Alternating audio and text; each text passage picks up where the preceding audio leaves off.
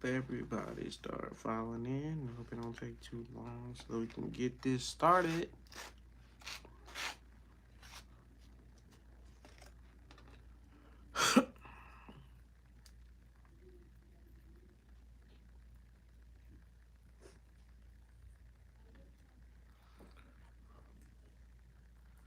Hey, shout out to the first person that showed up to the chat, to the live. Make sure you comment, let us know who in the building, where you from, just like church.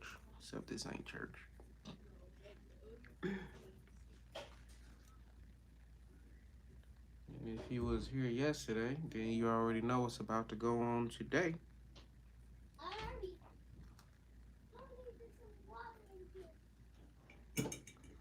Hopefully, we can have a night like last night. Went by pretty smooth. Ended the chat, 100 people came through. I don't know how long they stayed, but to know that 100 people came through and chilled with me last night, was a good feeling. So if you're new to the chat, make sure you hit that thumbs up button. About to start this book in a minute. I don't want to start it too early. I'm only 2 minutes in the live to start it. You gotta let them notifications start going out to the different people so they can know I'm on live.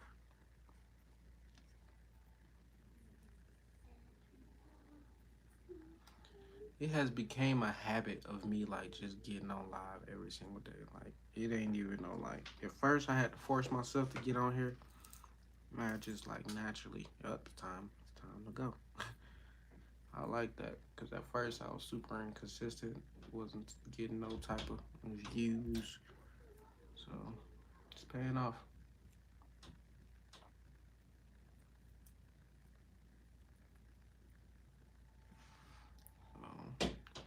I guess I can start it now. Like everybody, if this your first time to the chat, make sure just like church, stand up, say your name, where you from. No, you ain't gotta stand up.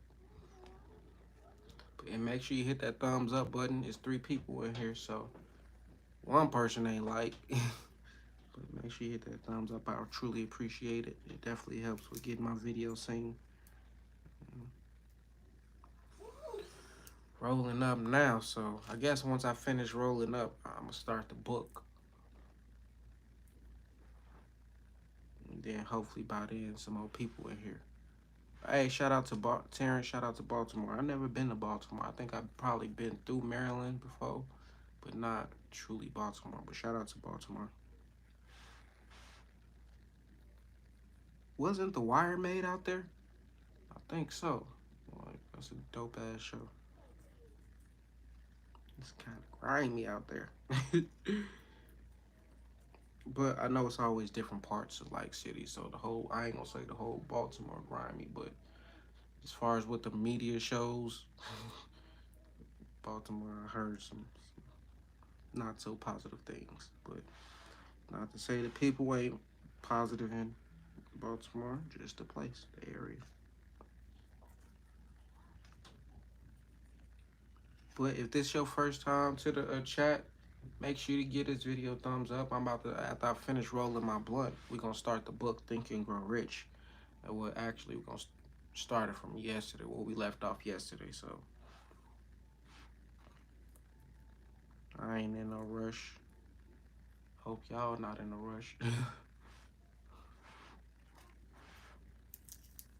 Trying to get these watch time hours up. Like, this the best way, since I'm not monetized yet, it's the best way I get my watch time hours quickly. So hopping on live, it's my job.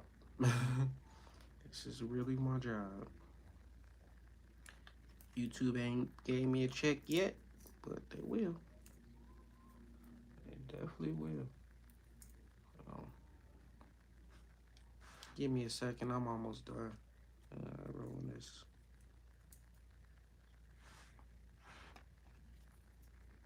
Hey, if y'all got y'all weed, make sure you roll up. All right, if you already roll up. Damn, where my lighter at? Right there, right in front of me. Cool. I ain't gotta go look for my lighter and shit.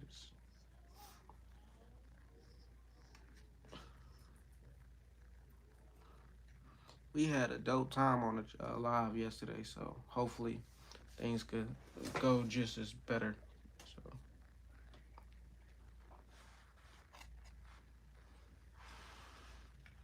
and if you're new to the live, make sure you like church. Say where you from. You don't need your name. I can see that on the comment.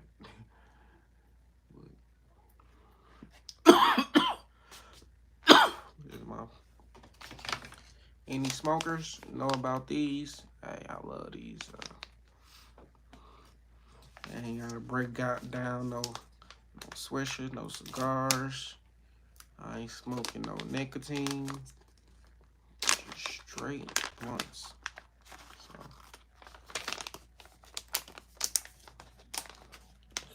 I guess I can hit press play since it's like I ain't even gotta roll this. Honestly, it's just fucking stuffing it up. But instead of just watching me do that, I can get this mug going.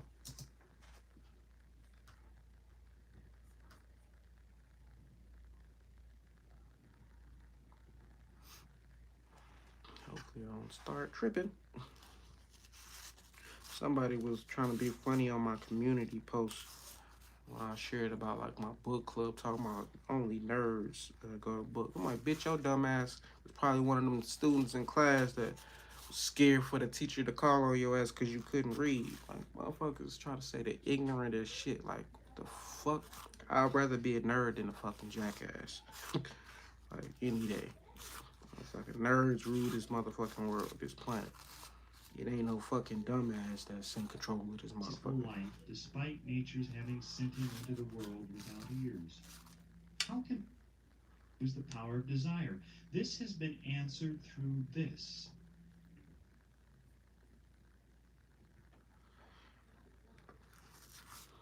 But we ain't here to talk about no negative ass motherfuckers. Subsequent chapters of this book.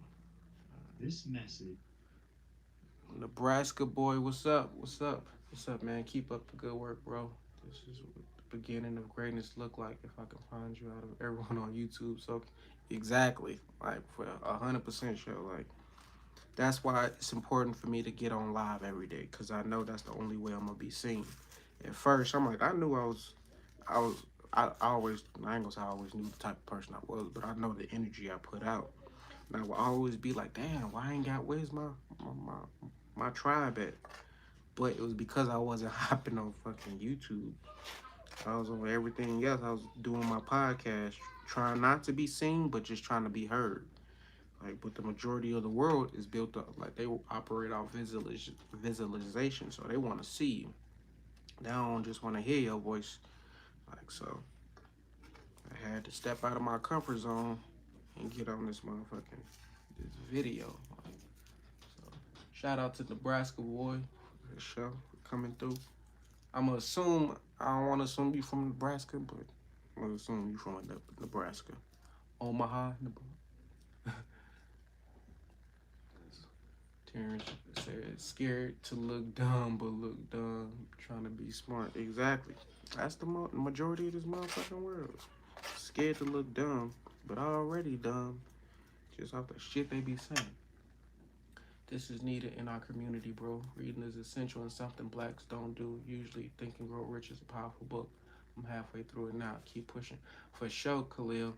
Like, if you know that, like, you read Think and Grow Rich before, like, you know how powerful this is. Even if you ain't got all the way through, like, it's a long book, but just the first few chapters is giving you game, like telling you what's the secret to life. Like, it's all about your mindset. It's all about how you think, what you putting into the universe. Like, most people put nothing into the universe, so they get nothing. Like, so my shit tripping all of a sudden when I want to fucking start the video. But it is people still coming in, so everything happens for a reason. And I'm almost done rolling up, so like I said, y'all got y'all blunts, got y'all snacks. You about to get into this Think and Grow Rich. My shit done fucking went all the way back to the fucking beginning.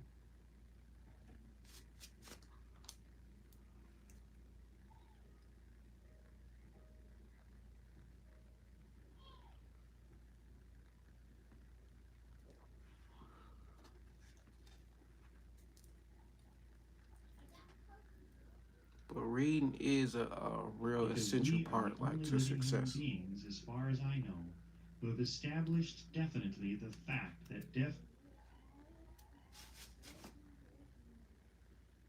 restoring to normal life those who suffer with this affliction.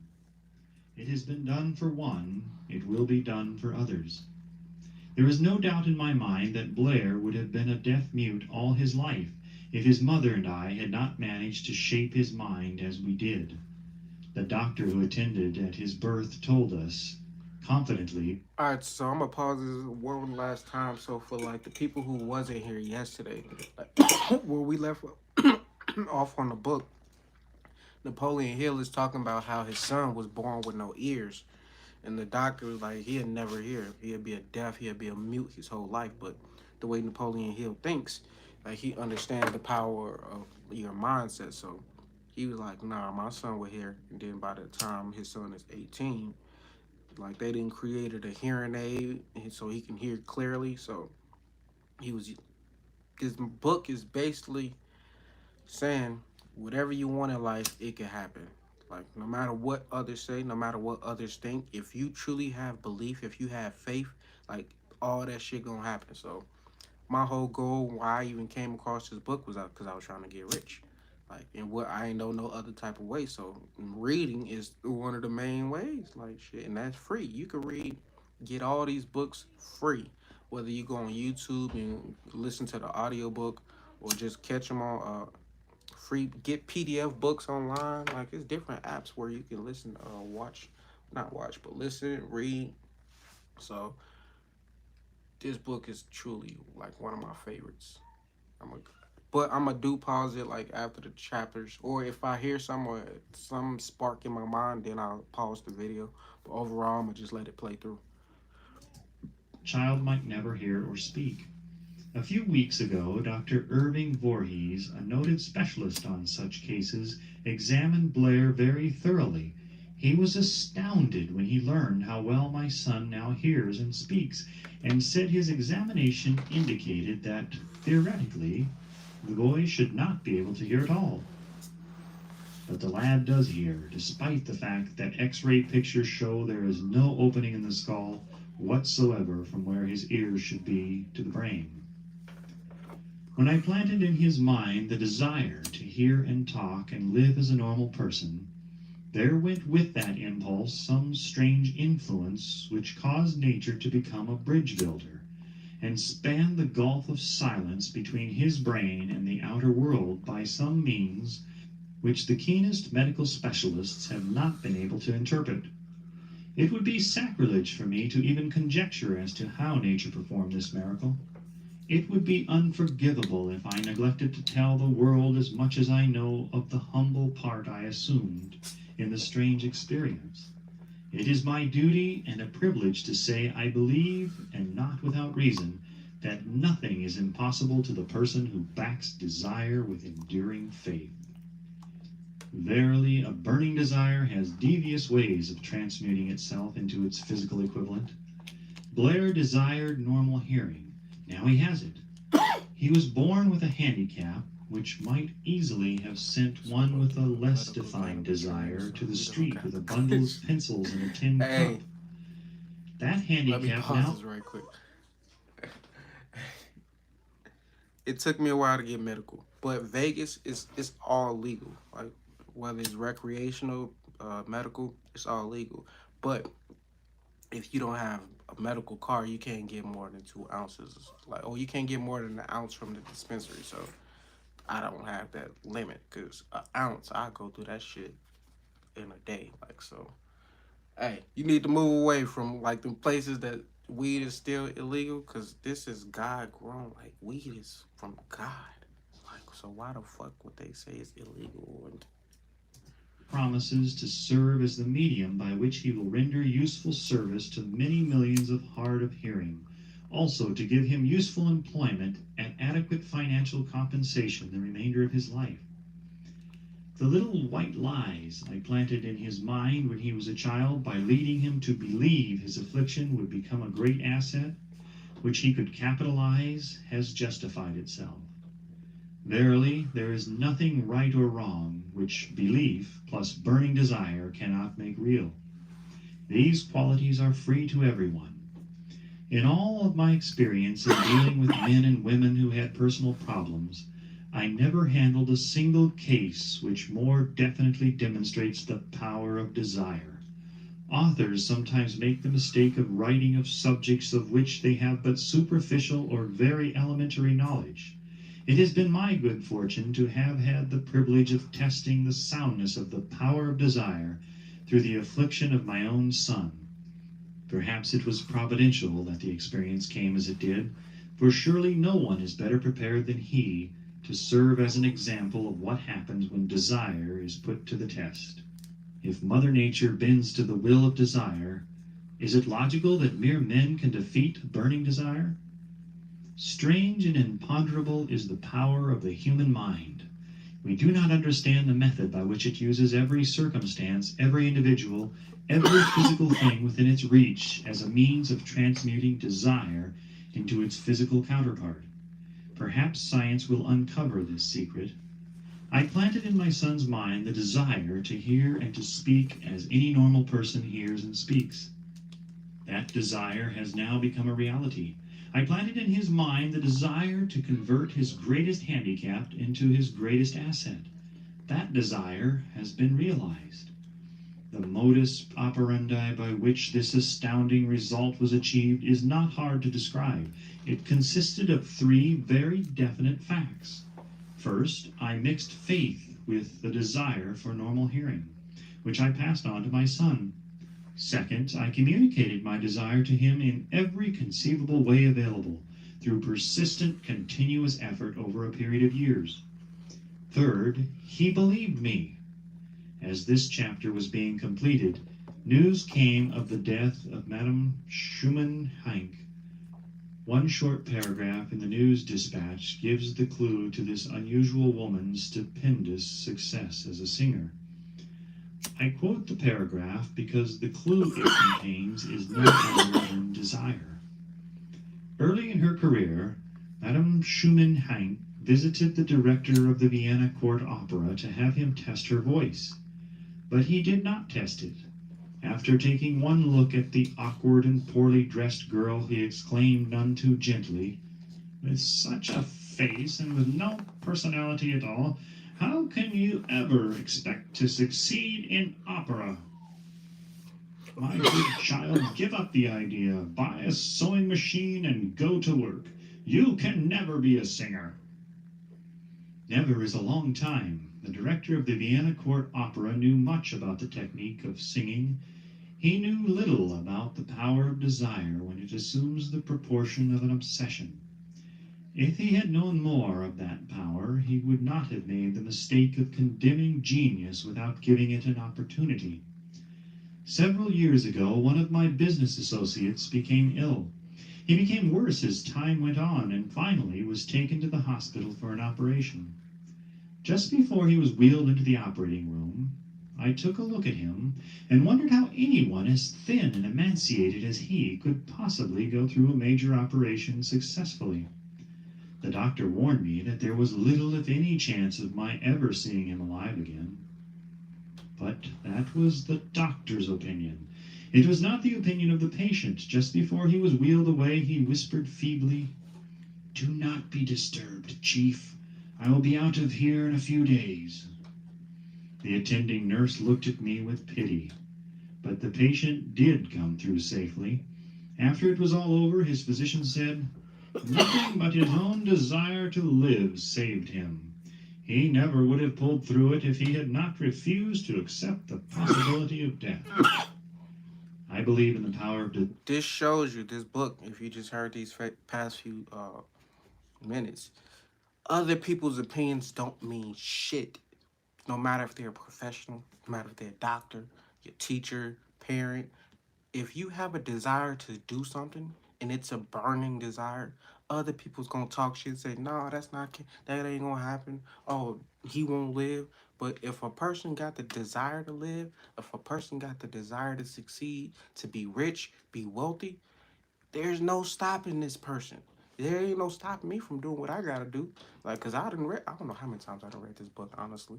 Like, but it's still every time I listen to it or every time I read it, it like says like starts me back over it, like starts me back out at square one, like refreshed, like knowing I can accomplish anything I want in this world. Like, so fuck other people's opinion. Fire backed by faith, because I have seen this power lift men from lowly beginnings to places of power and wealth.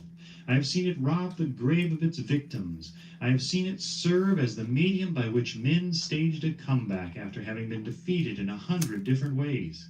I have seen it provide my own son with a normal, happy, successful life, despite nature's having sent him into the world without ears.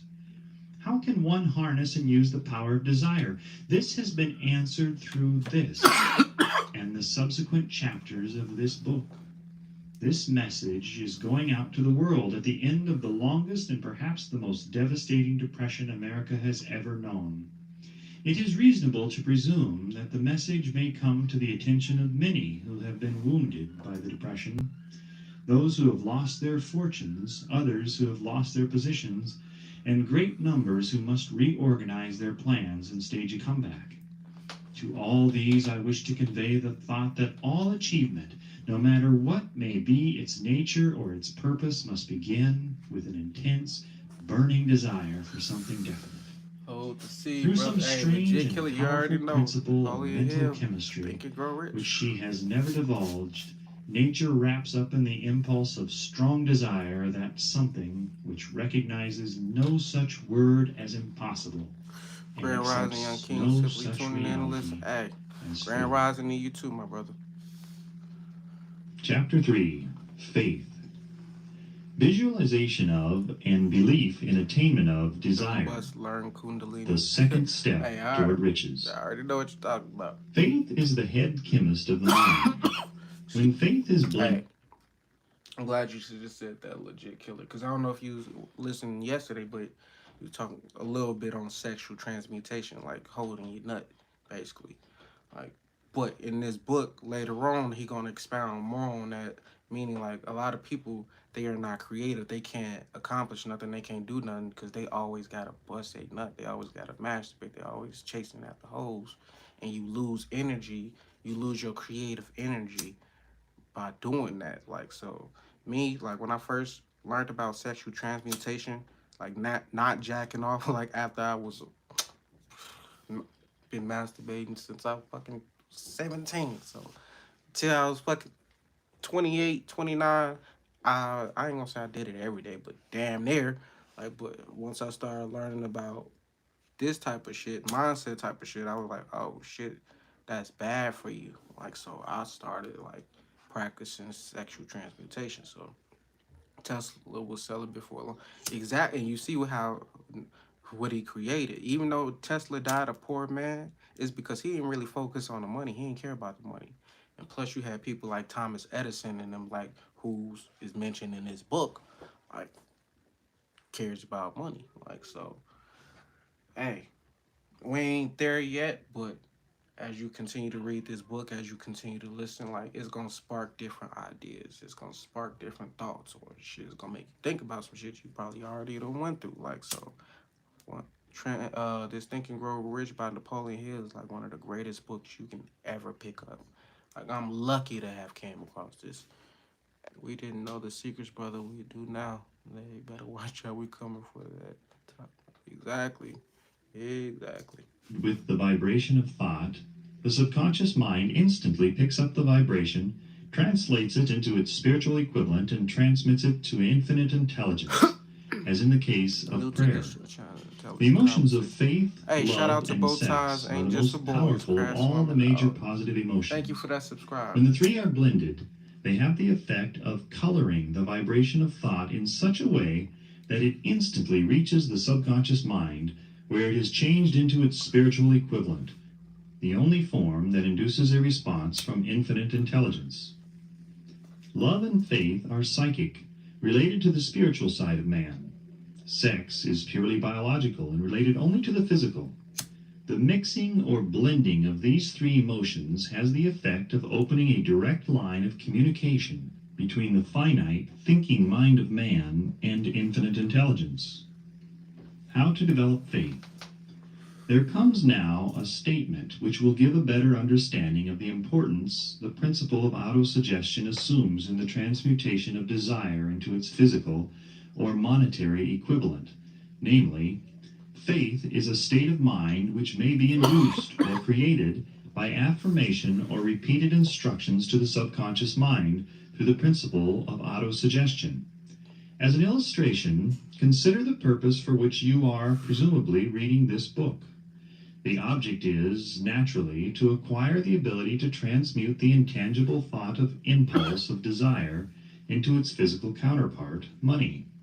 By following the instructions laid down in the chapters on autosuggestion and the subconscious mind, as summarized in the chapter on autosuggestion, you may convince the subconscious mind that you believe you will receive that for which you ask, and it will act upon that belief, which your subconscious mind passes back to you in the form of faith, followed by definite plans for procuring that which you desire. The method by which one develops faith, where it does not already exist, is extremely difficult to describe, almost as difficult, in fact, as it would be to describe the color of red to a blind man who has never seen color, and has nothing with which to compare what you describe to him. Faith is a state of mind which you may develop at will after you have mastered the 13 principles, because it is a state of mind which develops voluntarily through the application and use of these principles. Repetition of affirmation of orders to your subconscious mind is the only known method of voluntary development of the emotion of faith. Perhaps the meaning may be made clearer through the following explanation as to the way men sometimes become criminals. Stated in the words of a famous criminologist, when men first come into contact with crime, they abhor it. If they remain in contact with crime for a time, they become accustomed to it and endure it. If they remain in contact with it long enough, they finally embrace it and become influenced by it. Let me stop right there. Do you see what he said? Like, this book, it was written in the early 1900s. So they saying, like, they were studying why people was criminals back then. Like, if for them to put black people in certain parts of the country and why the crime is how it is and why it is, like, they know that, like, it's all designed and set up like that. Like, so I don't even know why they got jails and fucking prisons when y'all fucking know if you put a bunch of fucking criminals, or not just black people, white people, like they, because everybody's a fucking criminal. It don't matter if you fucking just black. It ain't just black ghettos. You got white ghettos, you got Chinese ghettos. Like, all of this shit is like targeted. Like, so why, at the end of the day, like, why if you got all the bad people together, what's the point of, like, putting them in jail, prison, when you know, like, what y'all did? Like, this is really, I mean, then again, of course, that's all part of the game. But I ain't here to expose this shit. This white people talking about money, like, and it ain't about no racist shit. It ain't about, like, no black against white or none of that shit. It's about living the life you want to live and evolving out of this motherfucker, spiritually growing. As you can see, he said this shit is spiritual. It ain't got nothing to do with no physical shit. Like, so I learned my spirituality basis off white people. Like, yes, I studied Bobby Hemmett. Yes, I've studied Brother Panic, like different conscious people. But when I first started waking up, it was because I was reading books like Think and Grow Rich, Earl Nightingale's The Strangest Secret. Like, so that's what truly woke me up. I couldn't ever be one of them black people who woke up and then started like, yeah, fuck white people, those the enemies. Like, that's the bad people. Like, that ain't the case. I know that ain't the case. Shit. So, back to the book. Equivalent of saying that any impulse of thought which is repeatedly passed on to the subconscious mind is, finally, accepted and acted upon by the subconscious mind, which proceeds to translate that impulse into its physical equivalent by the most practical procedure available. In connection with this, consider again the statement, all thoughts which have been emotionalized, given feeling, and mixed with faith begin immediately to translate themselves into their physical equivalent or counterpart. You The do to the chat. emotions, Get or a, I the mean, get feeling video a portion of thumbs up thoughts, are the factors which give so thoughts more people can vitality, see. life, and Like, action. oh, The emotions of faith, love, and sex, when mixed with any thought impulse, give it greater action than any of these emotions can do singly.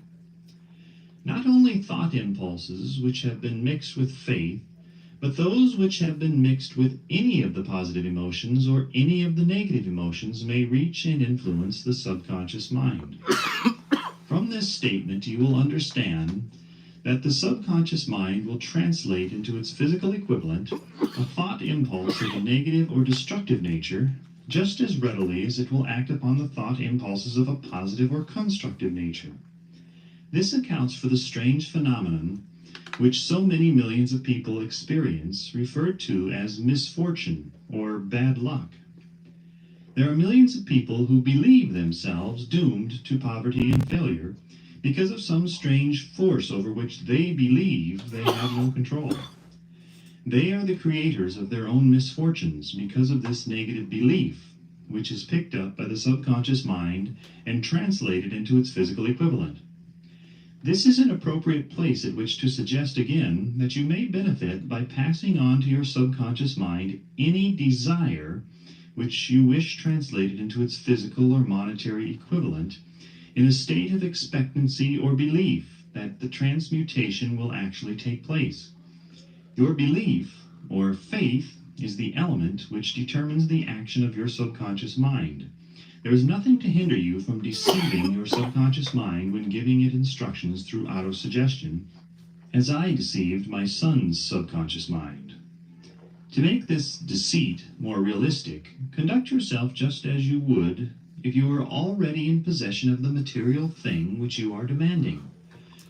right there. Like that was easy for me to do. Like to exaggerate like my success. Tell myself I was rich when I was still poor.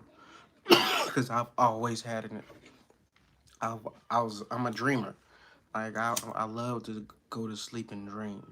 I love to wake up and imagine. Like, but before I became this type of person, the shit I was imagining was like girls, like women, or other shit that didn't have no type of meaning to it. So I was always manifesting, not knowingly, till like I started like reading stuff like this, and I'm like, oh snaps! First of all, you can control your mind. You can control the thoughts that you think, and it ain't gotta always be negative. It ain't always gotta be no lustful shit, temptation. Cause that was my biggest issue. I had lust problems, temptation problems. So once I got over that, like learning to stop masturbating, like motherfucking, I was able to like use my power and like manifest really what I wanted in life. Like so, bad bitch, exactly. Like, but truly bad bitches is what I was searching for, and I got those bad bitches. Meaning these bitches had bad kids, bad lifestyles. Like everything about what I was looking for was bad. Like, but I didn't understand that because I'm from Gary, Indiana. I'm from the hood. Like shit, I ain't got no. I'm like you said, you put a bunch of people together and like they see crime repeatedly in their subconscious, it becomes right.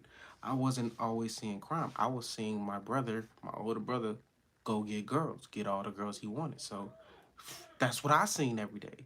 Like became a competition to a point like where as soon as I graduated from high school, went into the Marines, like I was trying to fuck damn near everything, like moving out into a whole nother state, and then I got money too, like, and then I didn't have to pay bills.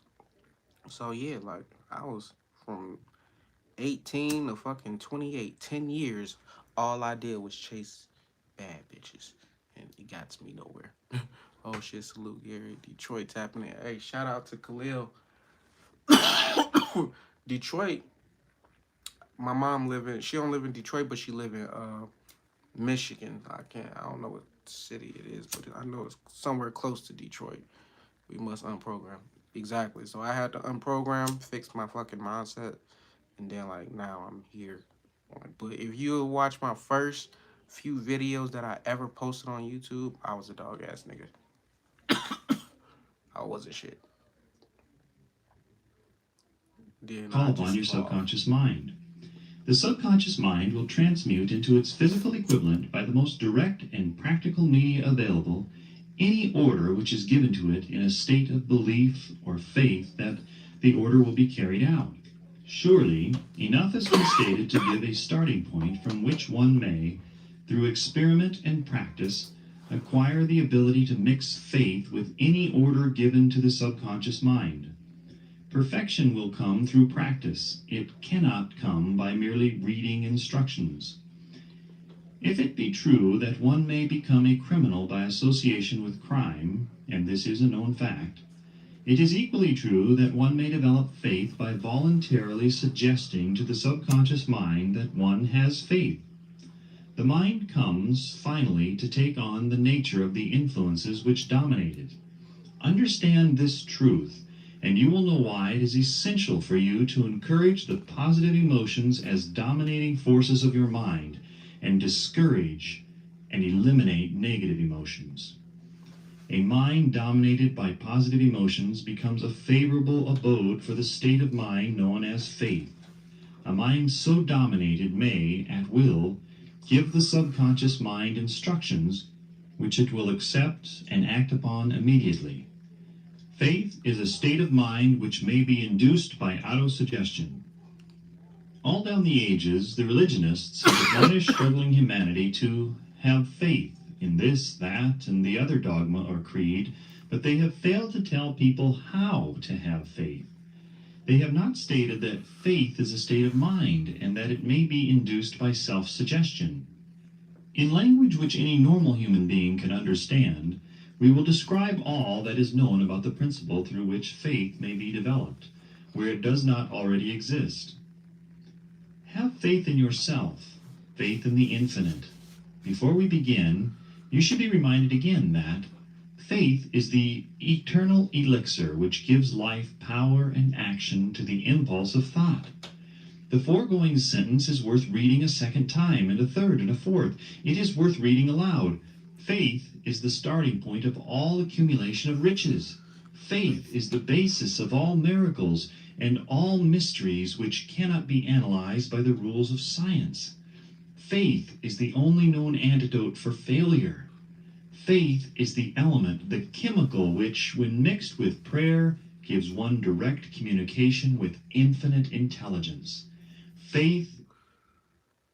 Do you got faith? Like, and now one time they said faith in somebody that's above you, like a spirit, like, or I mean, they do mention like the universal intelligence, but they not he don't in this book is not talking about like Jesus, not talking about God like giving you what you want. Like first of all, you gotta have faith in yourself. Like when I was listening to this book, man, it was like reading the Bible for me.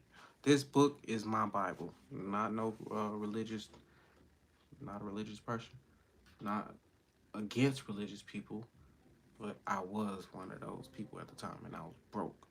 Like so, once I left my church, once I stepped out of my comfort zone, started reading the right books. Cause like I said before, I was a fan of like just fantasy books like Harry Potter, Hunger Games. James Patterson is one of my favorite authors. Like so, I always read those books, and sometimes I read encyclopedias, dictionaries just for the hell of it. But I never read self help books. So once I started reading those, then my life started changing. Like, and I just kept reading. Like, it's more Napoleon Hill books I want to read. Like, what we gonna read? This gonna be an every night thing. I'm gonna create. Well, I've already created like a book club because that's what this is. But I can see people like copying it and like having their own book clubs on here, just reading other type of books. Like, but My goal is to listen to books that's gonna help open your mind, expand your mind. Like it's gonna help you get rich. You're gonna get wealthy. Like you're gonna think better. You're gonna want to live better. You're gonna want to do better. Like so, and most of y'all already reading these type of books already, so it ain't nothing new. Like pretty, it's more than one. At least two people already read Think and Grow Rich or is reading it. Like so, I'm just doing it with y'all. Like, and it's helping me to do it every day. Like this is building up my habit to get back again, like to just listening to books every day. Cause I kind of took a break doing that, and I've just been listening to music. But now that ain't the case. Make sure if you're new to the chat, like this thing. Hey, Tao Te Ching is that was one of my books I read when I first came out here to Vegas. This then Celestine Proverbs.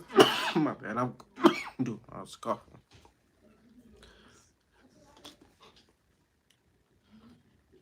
Ease, failure, misery, and vibrations of prosperity, health, success, and happiness, just as surely as it carries the sound of hundreds of orchestrations of music and hundreds of human voices, all of which maintain their own individuality and means of identification through the medium of radio. From the great storehouse of the ether, the human mind is constantly attracting vibrations which harmonize with that which dominates the human mind. Any thought, idea, plan, or purpose which one holds in one's mind attracts from the vibrations of the ether a host of its relatives and adds these relatives to its own force and grows until it becomes the dominating, motivating master of the individual in whose mind it has been housed. Now let us go back to the starting point and become informed as to how the original seed of an idea, plan, or purpose may be planted in the mind. The information is easily conveyed. Any idea, plan, or purpose may be placed in the mind through repetition of thought. This is why you What's are the ears, asked to folk, write babe? out a statement of your major purpose You can't or hear it? definite chief aim. Commit it to memory and repeat it in audible words day after day until these vibrations of sound have reached your subconscious mind. We are what we are because of the vibrations of thought which we pick up and register through the stimuli of our daily environment. Resolve to throw off the influences of any unfortunate environment and to build your own life to order. I was gonna Taking eat some inventory shrooms of mental tonight, assets but I and couldn't find liabilities, them in my you will freezer. So I discover said, that never your mind. greatest weakness is lack of self-confidence. You won't catch me This tripping handicap today. can be surmounted, and timidity translated into courage through the aid of the principle of autosuggestion. The application of this principle may be made through a simple arrangement of positive thought impulses stated in writing, memorized, and repeated until they become a part of the working equipment of the subconscious faculty of your mind. If Self-confidence you're new to the formula. chat, hey, First, just like church, I know that I have the let ability us know to where you're achieve from. the object of my definite purpose in life. Therefore, I demand of myself persistent, continuous action toward its attainment, and I here and now promise to render such action. Second, I realize the dominating thoughts of my mind will eventually reproduce themselves in outward physical action and gradually transform themselves into physical reality. Therefore, I will concentrate my thoughts for 30 minutes daily upon the task of thinking of the person I intend to become, thereby creating in my mind a clear mental picture of that person. I'm Third, about to hit I 10K know through the subs principle too, of so autosuggestion, any desire that hopefully I I can do it persistently while I'm on hold in this my live mind will tonight. So eventually seek expression through some practical means of attaining the object back of it. Therefore, I will devote 10 minutes daily to demanding of myself the development of self-confidence. Fourth, I have clearly written down a description of my definite chief aim in life, and I will never stop trying until I shall have developed sufficient self-confidence for its attainment. Fifth, I fully realize that no wealth or position can long endure, unless built upon truth and justice. Therefore, I will engage in no transaction which does not benefit all whom it affects. I will succeed by attracting to myself the forces I wish to use and the cooperation of other people. I will induce others to serve me because of my willingness to serve others. I will eliminate hatred, envy, jealousy, selfishness, and cynicism by developing love for all humanity, because I know that a negative attitude toward others can never bring me success. I will cause others to believe in me, because I will believe in them and in myself. I will sign my name to this formula, commit it to memory, and repeat it aloud once a day with full faith that it will gradually influence my thoughts and actions so that I will become a self-reliant and successful person. Back of this formula is a law of nature which no man has yet been able to explain. It has baffled the scientists of all ages.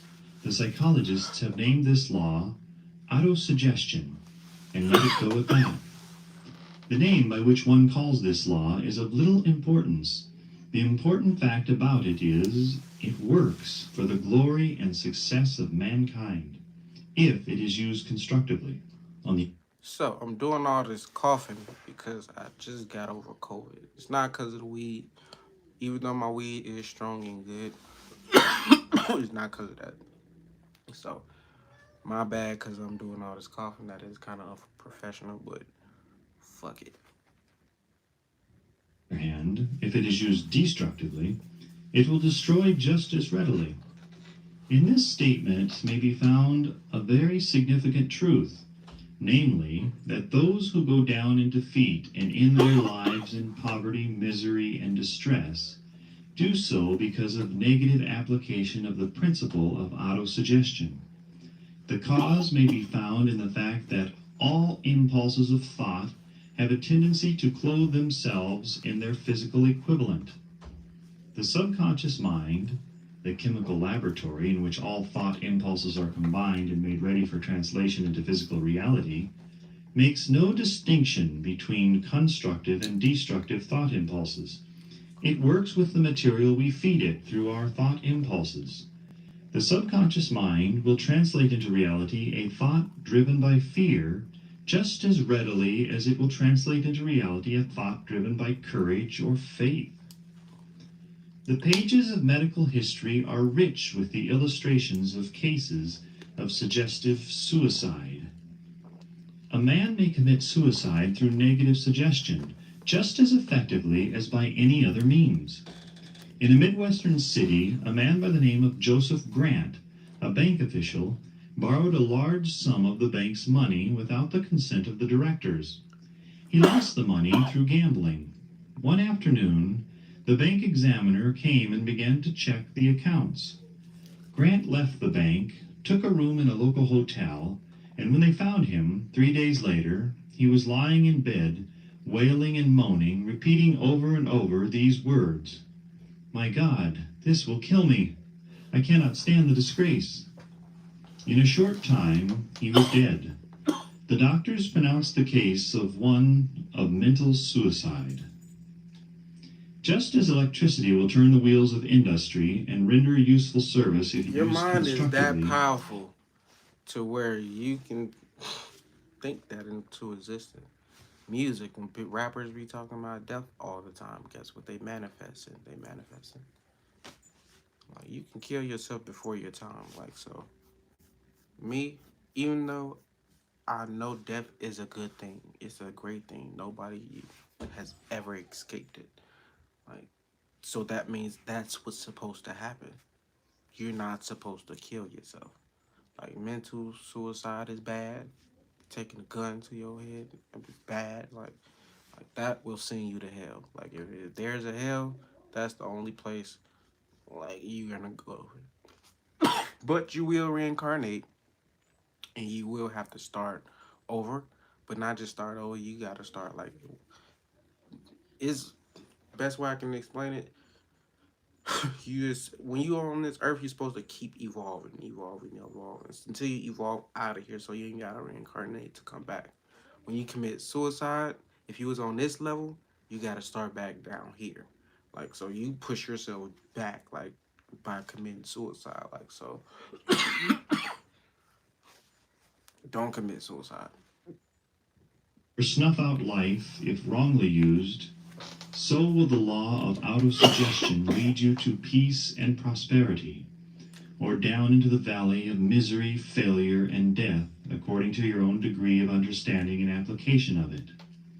If you fill your mind with fear, doubt, and unbelief in your ability to connect with and use the forces of infinite intelligence, the law of autosuggestion will take this spirit of unbelief and use it as a pattern by which your subconscious mind will translate it into its physical equivalent. This statement is as true as the statement that 2 and 2 are 4. Like the wind which carries one ship east and another west, the law of autosuggestion will lift you up or pull you down, according to the way you set your sails of thought. The law of autosuggestion, through which any person may rise to altitudes of achievement which stagger the imagination, is well described in the following verse. If you think you are beaten, you are. If you think you dare not, you don't. If you like to win, but you think you can't, it's almost certain you won't. If you think you'll lose, you're lost. For out of the world we find, success begins with a fellow's will. It's all in the state of mind. If you think you are outclassed, you are. You've got to think high to rise. You've got to be sure of yourself before you can ever win a prize. Life's battles don't always go to the stronger or faster man, but soon or late the man who wins is the man who thinks he can. Observe the words which have been emphasized, and you will catch the deep meaning which the poet had in mind. Somewhere in your Did y'all catch the meaning? Like, whatever you think, it will happen. So, I think I'll be monetized by the end of this year. Guess what? I'm pretty sure I'll be monetized in the next 6 months. Like, I think I'll make millions of dollars off YouTube. Why you think I'm here every day? Like, I'm not here just to waste time. Like, I'm gonna give y'all some game and I'm gonna get paid in the process. Like, cause this ain't like, I got multiple streams of income. I need another one that's legit, it's legal, and it can pay you. You could be your own boss. So as long as I have that focus, that dedication, I can think it.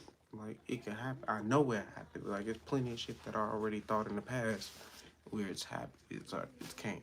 Like, so I'm pretty sure y'all know that too. Like, what? Yeah, that's a dope poem. Whoever wrote that is perhaps a in the genius. cells of your brain, there lies sleeping the seed of achievement which, if aroused and put into action, would carry you to heights such as you may never have hoped to attain. Just as a master musician may cause the most beautiful strains of music to pour forth from the strings of a violin, so may you arouse the genius which lies asleep in your brain, and cause it to drive you upward to whatever goal you may wish to achieve.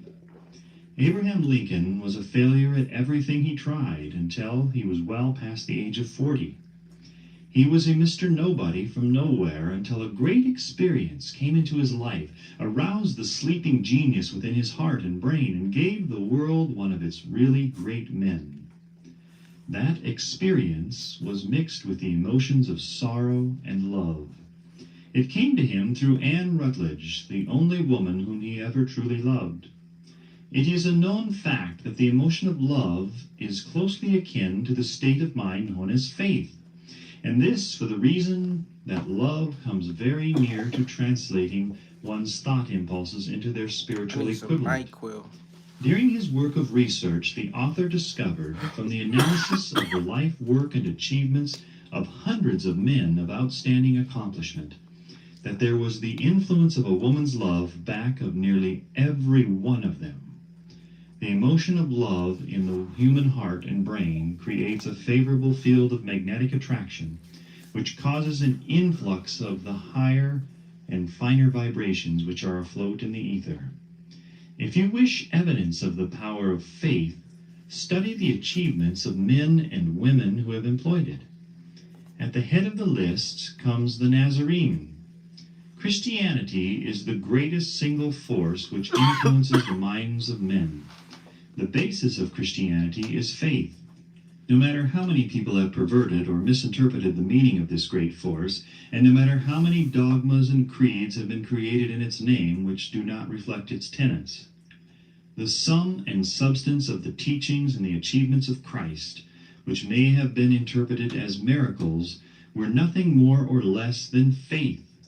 If there are any such phenomena as miracles, So I'm gonna need y'all to start commenting like it's 1,000 of y'all in here. Like I already visualized it's like 5K people in here. Like so I'm gonna need y'all to start interacting. Like cause that's one of my things that I'm manifesting. Like so every day all I gotta do is every day get on here. Do my job, do my part by getting on live every single day. Like posting videos, getting on the community posts, commenting back, like replying back to people. Like so, I'm doing my job. So y'all gotta do y'all job while y'all here. I know y'all hearing things. I know y'all thinking things. Like I want to hear y'all thoughts on this book. Like so, right now 6K. Like hey, it just keep going up. It just keep going up. they are produced only through the state of mind known as faith. Some teachers of religion and many who call themselves Christians neither understand nor practice faith. Let us consider the power of faith as it is now being demonstrated by a man who is well known to all civilization, Mahatma Gandhi of India. In this man, the world has one of the most astounding examples known to civilization of the possibilities of faith. Gandhi wields more potential power than any man living at this time, and this, despite the fact that he has none of the orthodox tools of power, such as money, battleships, soldiers, and materials of warfare. Gandhi has no money, he has no home, he does not own a suit of clothes, but he does have power.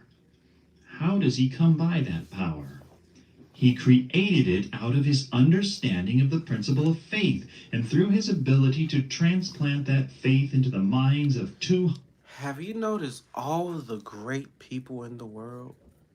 Like, they never worked no regular job. They never was a regular person. They always did something like where they had the time to do it. Like they had the focus to do it. Like so me, when I started reading this book, I said, fuck a job because a job ain't gonna get me rich. Like ain't nobody in this book or just a regular 9 to 5 Joe. Like so with that understanding, like I made a sacrifice in 2018 and 2019, no matter how much money I didn't make, cause I ain't had no hustle, no type of hustle at first. Like growing up, I was a privileged kid. Everything just came to me. It was like I was using the law of attraction my whole life. I just didn't know it. Like so, but as I got to adult wise, and like had kids, like life started getting hard. It's like I started going through tests and I started failing. Like so, once I started passing those tests, it was like now things come back to me like I'm a kid again. Like I feel privileged again. Like so, I forgot what I was talking about. I was what was said. So press play. 100 million people. Gandhi has accomplished through the influence of faith that which the strong. Oh yeah, about working. Like so, 2019 I made like between $12,000 and $15,000 that whole year. But I'm like, I ain't working for nobody. But like I said, I didn't have a hustle.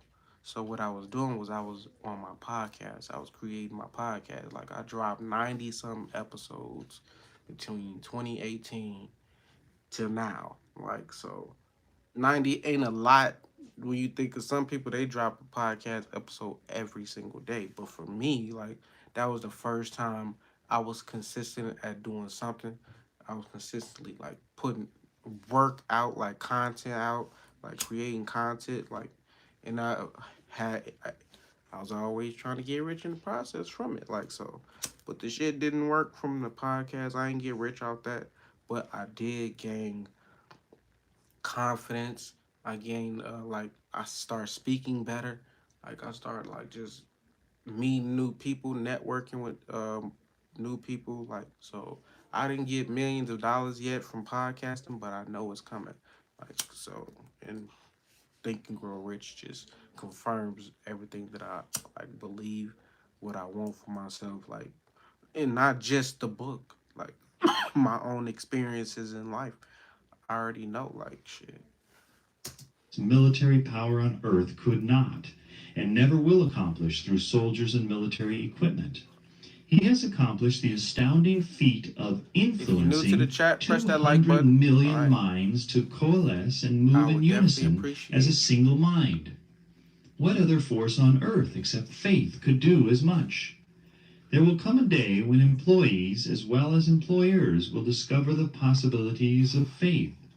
That day is dawning. The whole world has had ample opportunity during the recent business depression to witness what the lack of faith will do to business. Surely civilization has produced a sufficient number of intelligent human beings to make use of this great lesson which the depression has taught the world. During this depression, the world had evidence in abundance that widespread fear will paralyze the wheels of industry and business.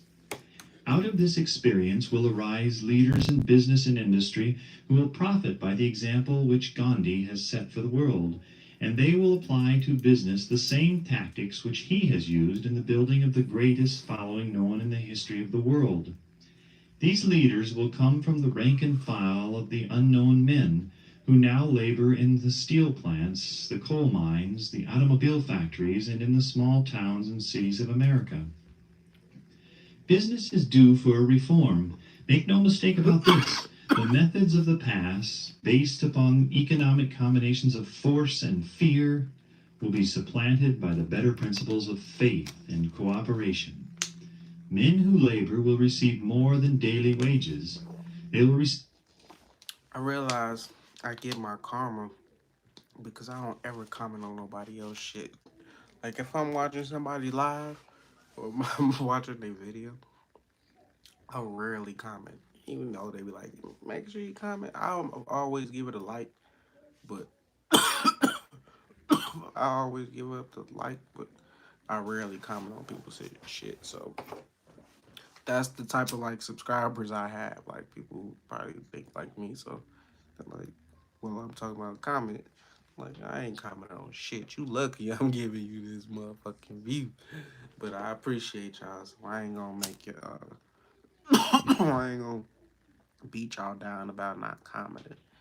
But I know like in the future it's gonna be like thousands of people in my chat, and I just hope it ain't just no quiet like thing like we in a library or some shit.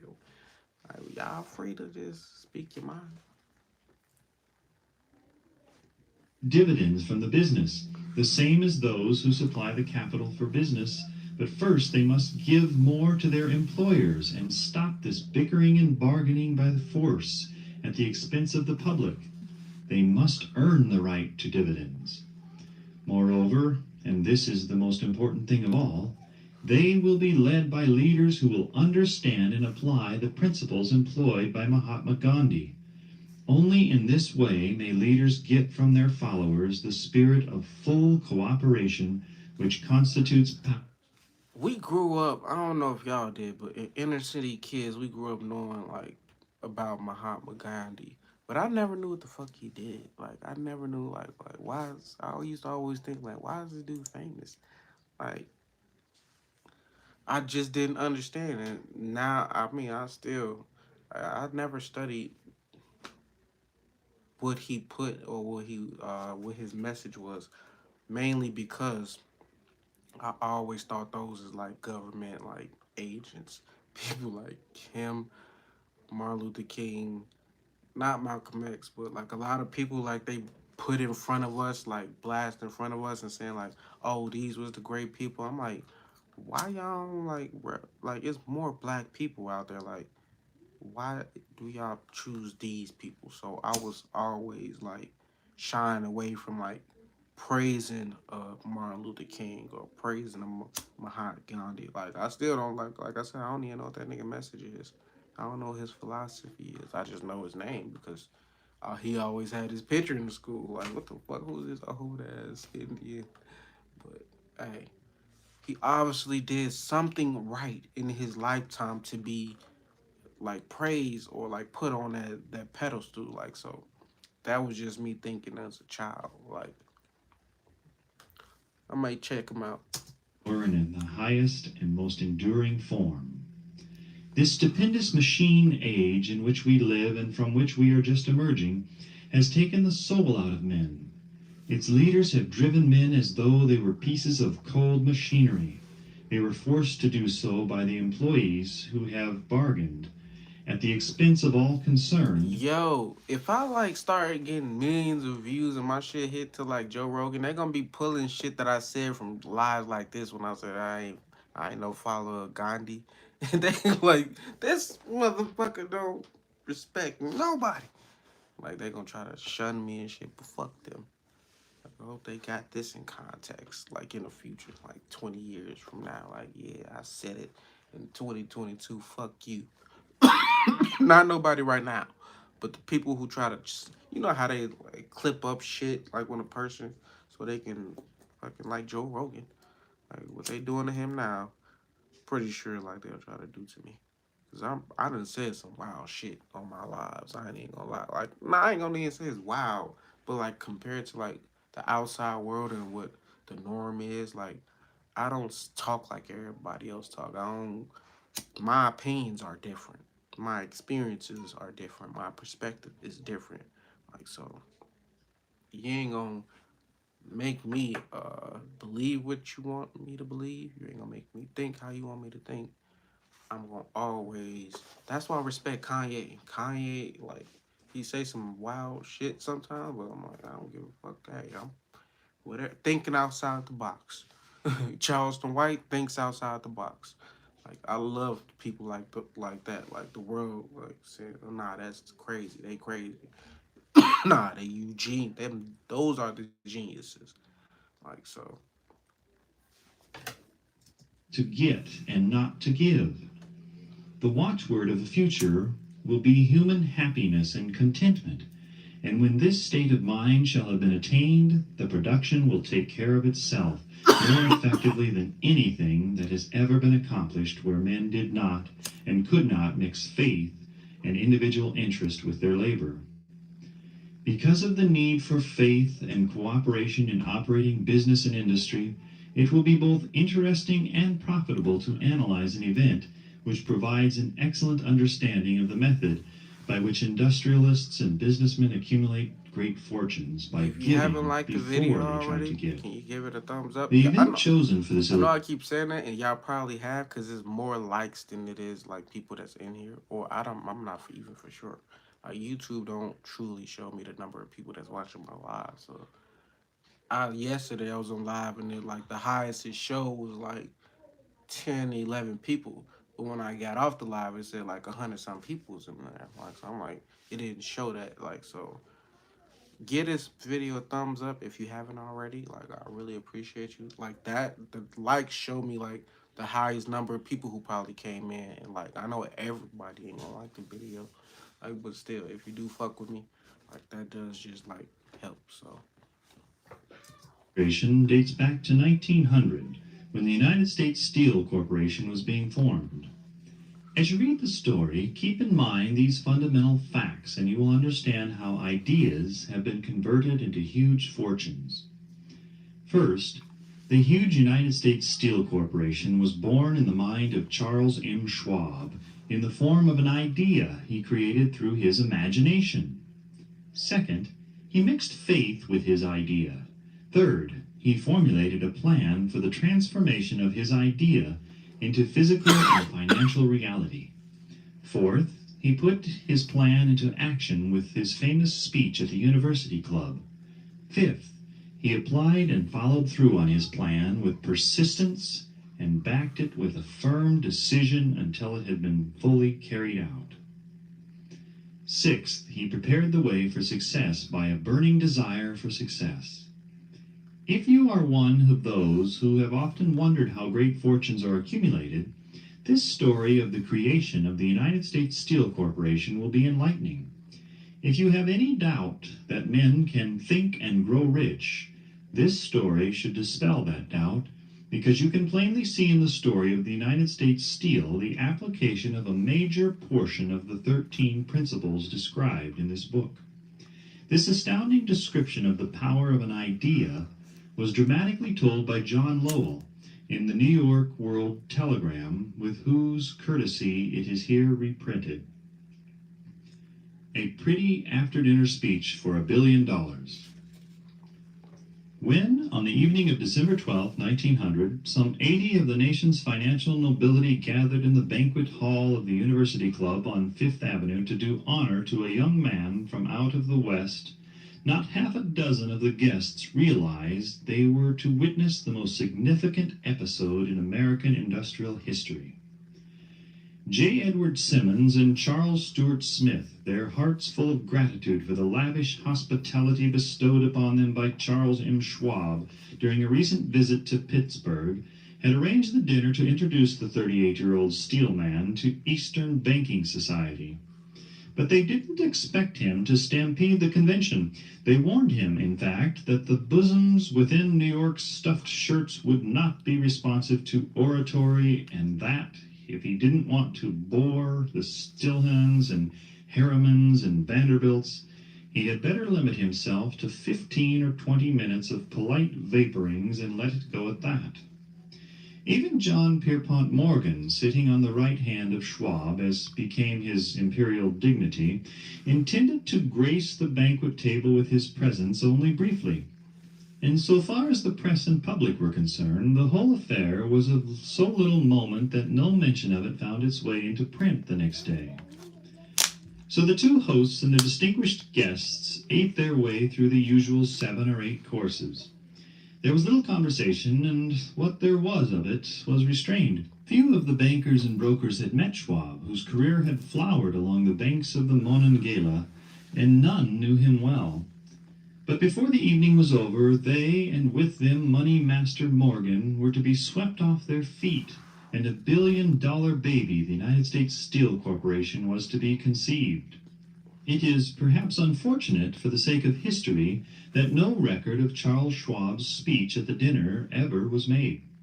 He repeated some parts of it at a later date during a similar meeting of Chicago bankers, and still later, when the government brought suit to dissolve the Steel Trust, he gave his own version from the witness stand of the remarks that stimulated Morgan into a frenzy of financial activity.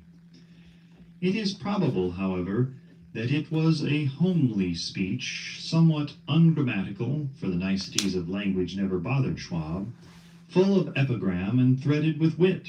But aside from that, it had a galvanic force and effect upon the 5 billions of estimated capital that was represented by... For those of y'all like that's gonna go to sleep after y'all leave this live, like this is a good, like, it's a good thing that you're doing that, like, because this is the last thing your subconscious is listening to before you go to bed. You're not filling it with some nonsense on TV.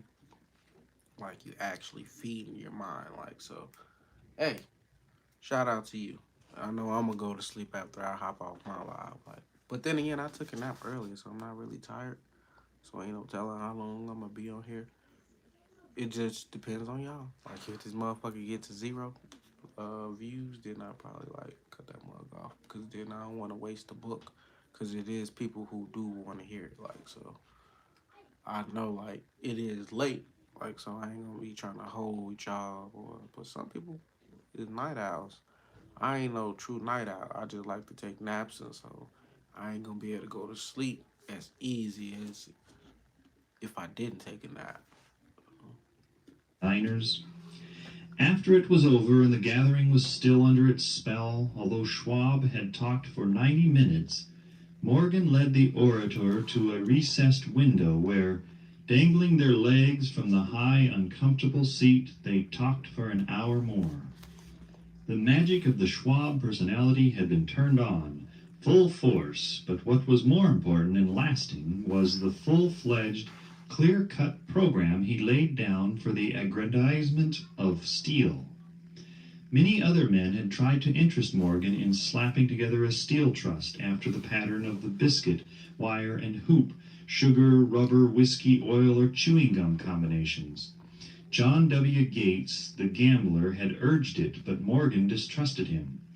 The Moore boys, Bill and Jim, Chicago stock jobbers who had glued together a match trust and a cracker corporation, had urged it and failed. Albert H. Gary, the sanctimonious country lawyer, wanted to foster it, but he wasn't big enough to be impressive. Until Schwab's eloquence took J.P. Morgan to the heights from which he could visualize the solid results of the most daring financial undertaking ever conceived, the project was regarded as a delirious dream of easy money crackpots.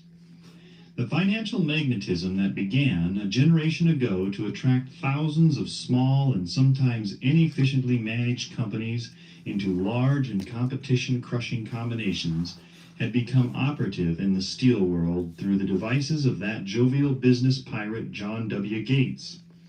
Gates already had formed the American Steel and Wire Company out of a chain of small concerns, and together with Morgan had created the Federal Steel Company.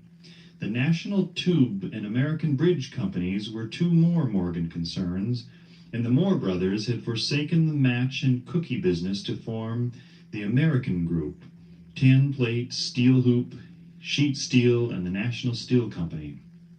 But by the side of Andrew Carnegie's gigantic vertical trust, a trust owned and operated by 53 partners, those other combinations were tiny. They might combine to their heart's content, but the whole lot of them couldn't make a dent in the Carnegie organization, and Morgan knew it. The eccentric old Scot knew it too. From the magnificent heights of Skibo Castle he had viewed, first with amusement and then with resentment, the attempts of Morgan's smaller companies to cut into his business. When the attempts became too bold, Carnegie's temper was translated into anger and retaliation. He decided to duplicate every mill owned by his rivals. Hitherto, he hadn't been interested in wire, pipes, hoops, or sheet. Instead, he was content to sell such companies the raw steel and let them work it into whatever shape they wanted. Now, with Schwab as his chief and able lieutenant, he planned to drive his enemies to the wall. So it was that in the speech of Charles M. Schwab, Morgan saw the answer to his problem of combination. A trust without Carnegie, giant of them all, would be no trust at all. A plum pudding, as one writer said, without the plums. Schwab's speech on the night of December 12, 1900, undoubtedly carried the inference, though not the pledge, that the vast Carnegie enterprise could be brought under the Morgan tent. He talked of the world future for steel, of reorganization for efficiency, of specialization, of the scrapping of unsuccessful mills and concentration of effort on the flourishing properties of the economies in the ore traffic, of economies in overhead and administrative departments, of capturing foreign markets. More than that, he told the buccaneers among them wherein lay the heirs of their customary piracy. Their purposes, he inferred, had been to create monopolies, raise prices, and pay themselves fat dividends out of privilege. Schwab condemned the system in his heartiest manner. The short-sightedness of such a policy, he told his hearers, lay in the fact that it restricted the market in an era when everything cried for expansion. By cheapening the cost of steel, he argued, an ever-expanding market would be created. More uses for steel would be devised, and a goodly portion of the world trade could be captured. Actually, though he did not know it, Schwab was an apostle of modern mass production. So the dinner at the University Club came to an end. Morgan went home to think about Schwab's rosy predictions. Schwab went back to Pittsburgh to run the steel business for wee Andra Carnegie, while Gary and the rest went back to their stock tickers to fiddle around in anticipation of the next move. It was not long coming. It took Morgan about 1 week to digest the feast of reason Schwab had placed before him. When he had assured himself that no financial indigestion was to result, he sent for Schwab and found that young man rather coy. Mr. Carnegie, Schwab indicated, might not like it if he found his trusted company president had been flirting with the Emperor of Wall Street, the street upon which Carnegie was resolved never to tread. Then it was suggested by John W. Gates, the go-between, that if Schwab happened to be in the Bellevue Hotel in Philadelphia, J.P. Morgan might also happen to be there. When Schwab arrived, however, Morgan was inconveniently ill at his New York home, and so, on the elder man's pressing invitation, Schwab went to New York and presented himself at the door of the financier's library. Now, certain economic historians have professed the belief that from the beginning to the end of the drama, the stage was set by Andrew Carnegie. At the dinner to Schwab, the famous speech, the Sunday night conference between Schwab and the money king, were events arranged by the canny Scott. The truth is exactly the opposite. When Schwab was called to consummate the deal, he didn't even know whether the little boss, as Andrew was called, would so much as listen to an offer to sell, particularly to a group of men whom Andrew regarded as being endowed with something less than holiness. But Schwab did take into the conference with him, in his own handwriting, 6 sheets of copper plate figures, representing to his mind the physical worth and the potential earning capacity of every steel company he regarded as an essential star in the new metal firmament. 4 men pondered over these figures all night. The chief, of course, was Morgan, steadfast in his belief in the divine right of money. With him was his aristocratic partner, Robert Bacon, a scholar and a gentleman. The third was John W. Gates, whom Morgan scorned as a gambler and used as a tool. The fourth was Schwab, who knew more about the processes of making and selling steel than any whole group of men then living. Throughout that conference, the Pittsburgher's figures were never questioned. If he said a company was worth so much, then it was worth that much and no more. He was insistent, too, upon including in the combination only those concerns he nominated. He had conceived a corporation in which there would be no duplication, not even to satisfy the greed of friends who wanted to unload their companies upon the broader Morgan shoulders. Thus he left out, by design, a number of the larger concerns upon which the walruses and carpenters of Wall Street had cast hungry eyes. When dawn came, Morgan rose and straightened his back. Only one question remained.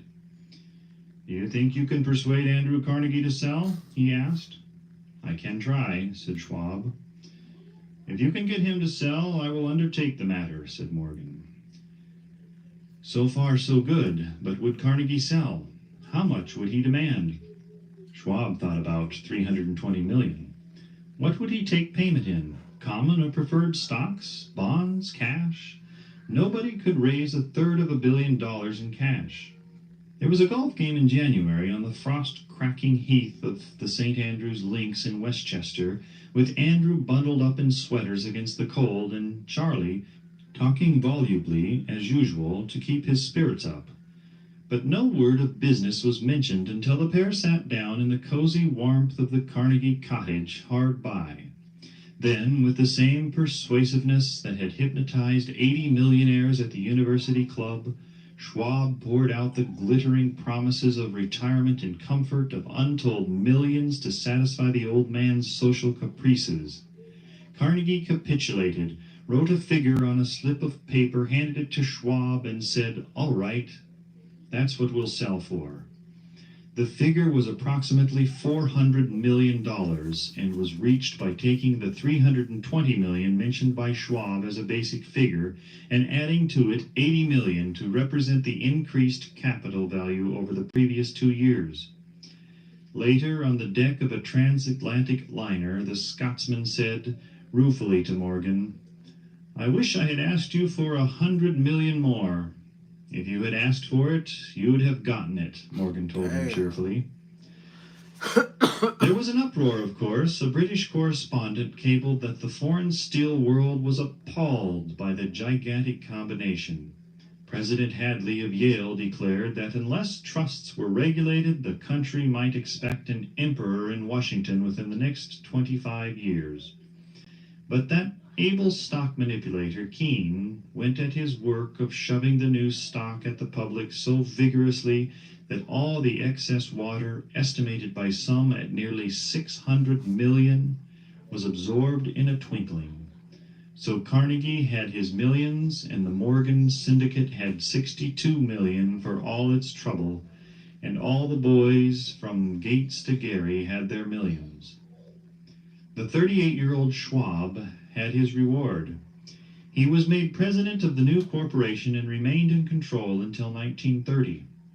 The dramatic story of big business, which you have just finished, was included in this. When you get around other like-minded individuals, like that's powerful people, like y'all can make millions. Like they was capitalizing off like poor people, and if you that's going on today, of course, Jeff Bezos, like just the richest man in the country, like they just trade, sit in meetings and get billions. Like so, hey, I'm trying to be one of them people. Like fuck what the world talking about being mad. Like hey, the rich get richer, the poor get poorer. Like we all have the ability to get rich. We all have the ability to get wealthy, and it's you don't have to. You can start from scratch and get there. Most people think, oh, I gotta have somebody to give it. I gotta win the lottery. Nah, you can start from Because zero. it is a perfect illustration of the method by which desire can be transmuted into its physical equivalent. I imagine some readers will question the statement that a mere intangible desire can be converted into its physical equivalent. Doubtless, some will say, you cannot convert nothing into something. The answer is in the story of the United States Steel.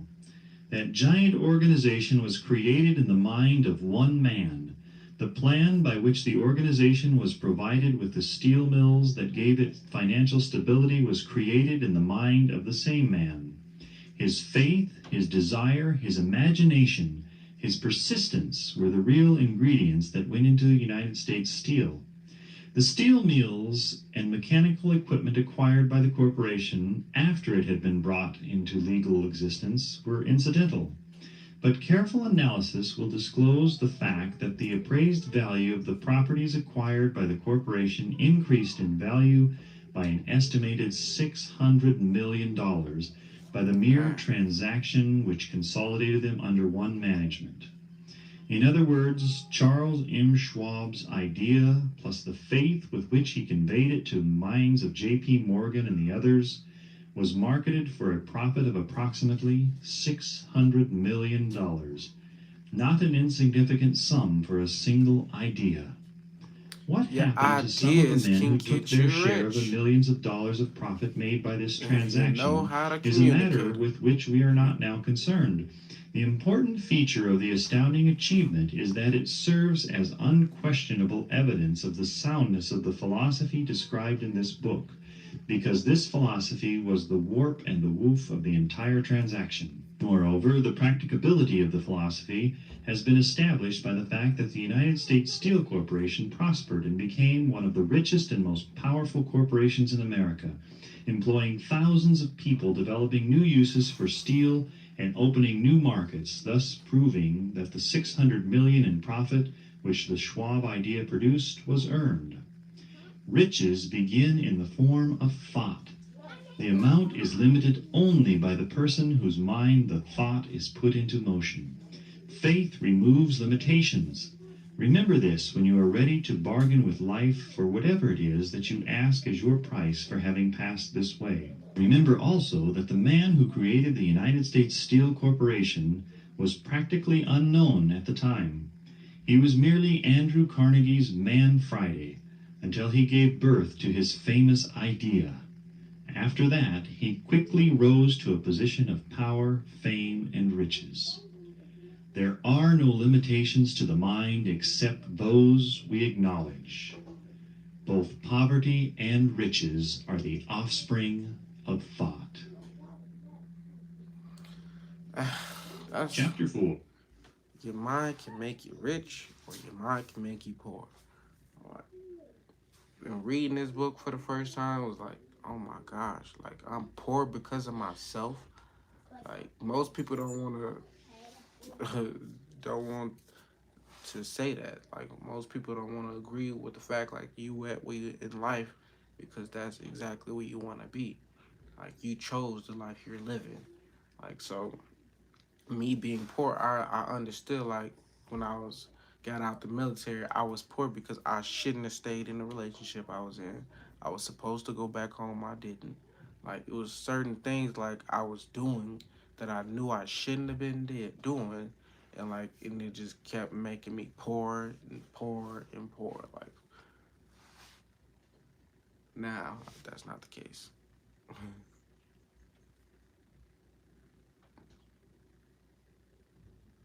Autosuggestion, the medium for influencing the subconscious mind, the third step toward riches. Autosuggestion is a term which applies to all suggestions and all self-administered stimuli which reach one's mind through the five senses. Stated in another way, autosuggestion is self-suggestion. It is the agency of communication between that part of the mind where conscious thought takes place and that which serves as the seat of action for the subconscious mind. Through the dominating thoughts which one permits to remain in the conscious mind, whether these thoughts be negative or positive is immaterial, the principle of autosuggestion voluntarily reaches the subconscious mind and influences it with these thoughts. No thought, whether it be negative or positive, can enter the subconscious mind without the aid of the principle of autosuggestion, with the exception of thoughts picked up from the ether. Stated differently, all sense impressions which are perceived through the five senses are stopped by the conscious thinking mind and may be either passed on to the subconscious mind or rejected at will. The conscious faculty serves, therefore, as an outer guard to the approach of the subconscious. Nature has so built man that he has absolute control over the material which reaches his subconscious mind through his five senses, although this is not meant to be construed as a statement that man always exercises this control. In the great majority of instances, he does not exercise it, which explains why so many people go through life in poverty. Recall what has been said about the subconscious mind resembling a fertile garden spot in which weeds will grow in abundance if the seeds of more desirable crops are not sown therein. Autosuggestion is the agency of control through which an individual may voluntarily feed his subconscious mind on thoughts of a creative nature or, by neglect, permit thoughts of a destructive nature to find their way into this rich garden of the mind. You are instructed in the last of the 6 steps described in the chapter on desire to read aloud twice daily the written statement of your desire for money and to see and feel yourself already in possession of the money. By following these instructions, you communicate the object of your desire directly to your subconscious mind in a spirit of absolute faith.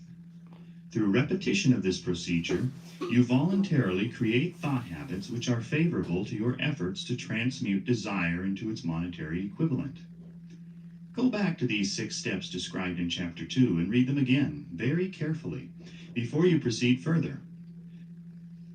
Then, when you come to it, read very carefully the 4 instructions for the organization of your mastermind group described in the chapter on organized planning. By comparing these 2 sets of instructions with that which has been stated on autosuggestion, you, of course, will see that the instructions involve the application of the principle of autosuggestion.